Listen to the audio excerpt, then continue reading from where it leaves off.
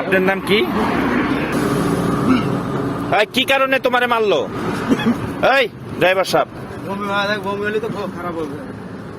এইভাবে মারেনি কি একটা মানুষে?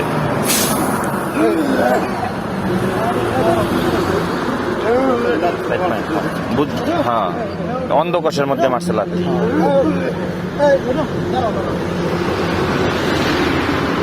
ওনার নামটা কি ভাই? জিল্লু ভাই, ওনার নামটা কি একটু বলেন?